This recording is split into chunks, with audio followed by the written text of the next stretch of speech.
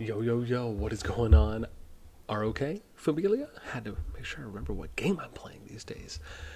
All right, today we are going to be touching on Zone 2 for your home kingdom and what the expectations are. This is going to kind of turn into a three-part series. This is part 2 where we're expanding from what we touched on in part 1 on how you can have the most amount of activity and player retention in your kingdom.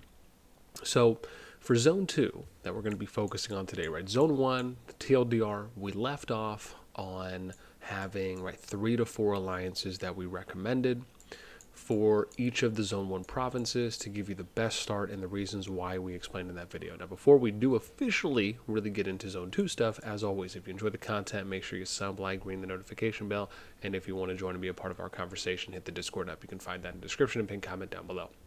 Okay. So zone 2 is kind of a build-up from zone 1. Initially, you have, or really just by default, you have 3 shrines that are in zone 2, right? For each of the zone 2 provinces specifically, right? Totaling for 9 that you're going to have as we kind of give you a quick little run around and you can see those. And we'll scroll up here and you see 1, 2, and 3. Okay. Now, most may think, when I touched on how to kind of approach zone 1, that you may think, okay, well, maybe we'll just go into zone 2 with 1 alliance each, or maybe 2, maybe 1 alliance into each province, maybe 2.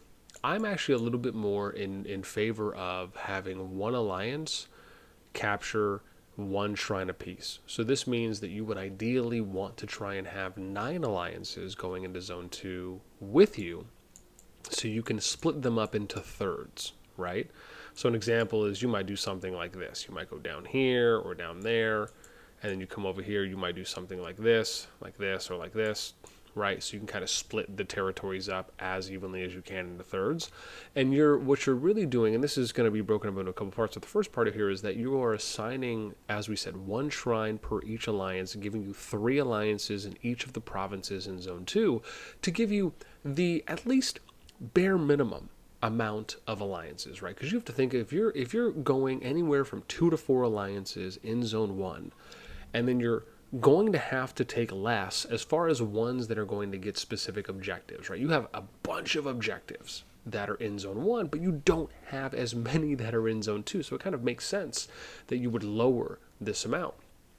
With that in mind, the thing to consider is, if you want to keep activity and therefore alliance and more so player retention as high as possible, you have to really show that you're going to consider as many alliances potentially for zone 3 as you can. And the best way to show that is, and remember, by showing this will allow for more alliances to stick around. Why? Because they think or will hope that they will have a shot to make it to zone 3.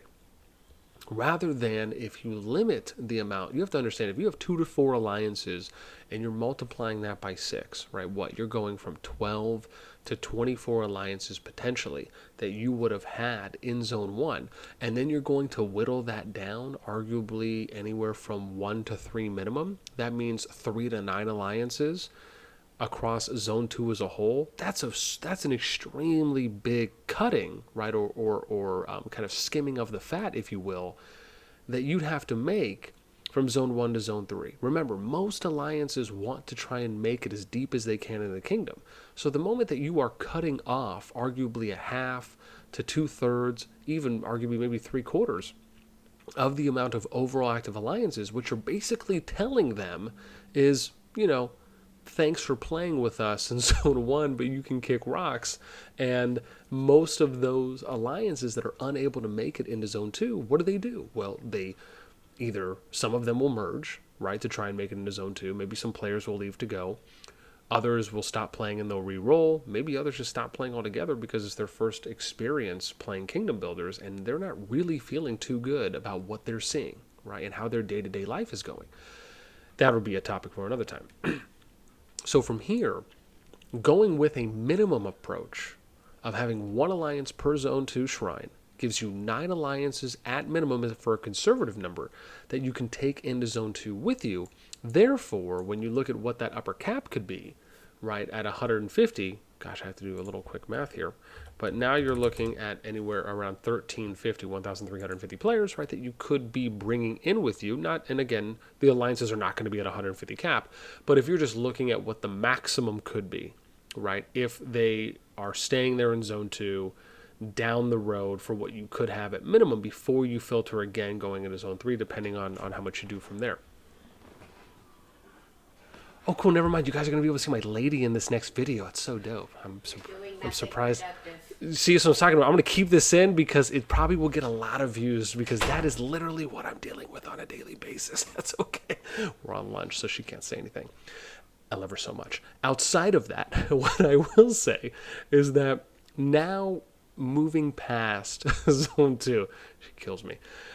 Excuse me. In addition to this, another way of looking at how you can approach beyond having those 9 minimum alliances there is you can bring more than 9 alliances. Here's the kicker, right? I'm going to give you the pro tip here.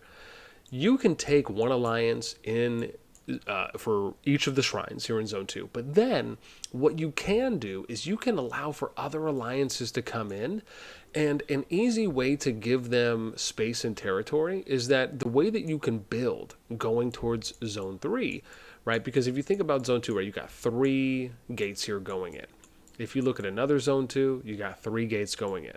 So you can surmise here, right? If we have a little foresight, you could have 1 alliance per each of the gates, right? Gives you 9 total going in.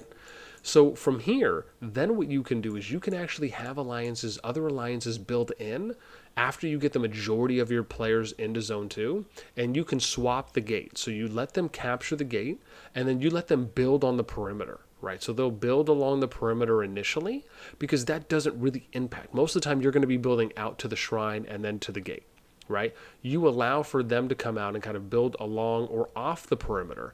So maybe they can get some RSS deposits, possibly, right? But usually you're probably going to take those 9 alliances going into zone 2 are probably going to take the majority of them, right? So if there's an opportunity for the other alliances to come in when they branch off, and this is what they would initially do, right? So if they can get some RSS deposits, fantastic. If they can't, that's okay.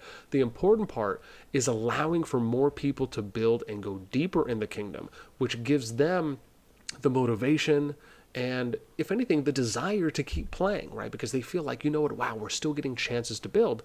And as long as you're not blocking off the lane here, you can eventually, if they had to go here, come up perimeter, right, or kind of go perimeter, and you just take the middle, and they just kind of go outside, there are ways that you can do it while being creative to still allow for as much engagement and participation from as many of the alliances as possible.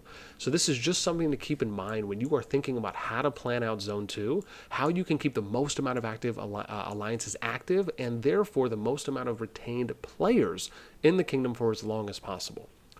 With that being said, that is pretty much it for me. It's going to be a little bit of a shorter one. The next video we're going to come out with is going to be covering part 3, which is zone 3, KVK, and then post KVK on how to do some of these things. So we may talk about kind of post KVK potential redistribution, but for the most part, we'll kind of talk about zone 3 kind of leading up to that KVK one, and again, possibly after that in part 3. But I hope you guys enjoyed part 2 here, where we really kind of dive into zone 2, kind of let you know how you can prep, ways where you can keep the most amount of players active in your kingdom, and a couple creative ways on how you can engage other alliances, right? Remember, it's easy to just say, hey, we'll bring 1 alliance into each of the zone 2 provinces, or 2 alliances, or you'll say 1 alliance and you get all 3 of these shrines. So you're going to have 3 alliances going into zone 2 total, right? Which means each get 3, so you're occupying 9. It's just, again, I think it's really important that we try to break these molds, these assumptions, these kind of default passive ways that we've gone about playing RoK, at least for the majority of kingdoms,